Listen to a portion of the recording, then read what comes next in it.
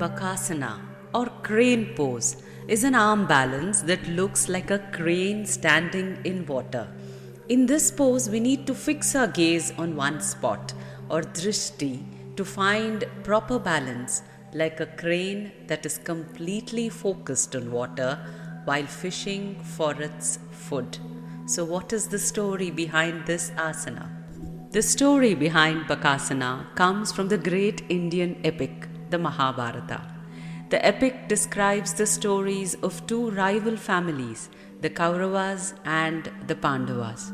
During a dice game, the Pandava brothers Yudhishthira, Bhima, Arjuna, Nakula, and Sahadeva were tricked by the Kauravas, and Yudhishthira lost his kingdom, wealth, and each brother in succession of the game.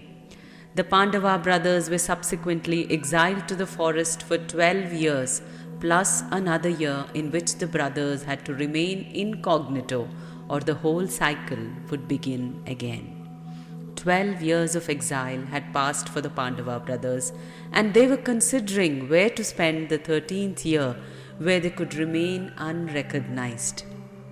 It was then that they encountered a Brahman in the forest who asked their assistance retrieving some sacred sticks for a sacrificial fire that had somehow been entangled in a deer's antlers. One by one, the Pandava brothers found a beautiful lake in the forest. They were thirsty from the search, and one by one, each brother was warned by a large crane named Yaksha that if they drank from the lake without answering the bird's questions first, they would die. Bhima, Arjuna, Nakula, and Sahadeva drank from the lake, not heeding the warnings, and died. Yudhishthira was the last brother to go to the lake.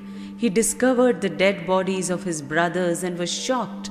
The Yaksha told him that he was the one that killed his brothers, but if he answered the questions correctly, the crane would bring them all back to life.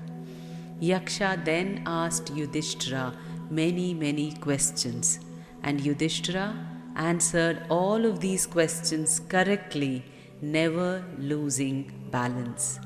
The beauty of the story of Mahabharata is that there seems to be always another chance at redemption. From another roll of the dice to answering the crane's questions, the fate is never sealed. Our yoga practice has a similar effect. We try an arm balance like Bakasana. We may experience the common fear of falling on our face, yet we find balance. We have the opportunity to redeem ourselves in each attempt, each new pose, each breath, each waking moment. Whether you know Bakasana as the crane or the crow, its effect is one of transcendence, rising above our perceived limitations and taking off in flight. Bakasana is a pose that requires strength and focus and the ability to trust. The initial approach to this asana is often one of trepidation.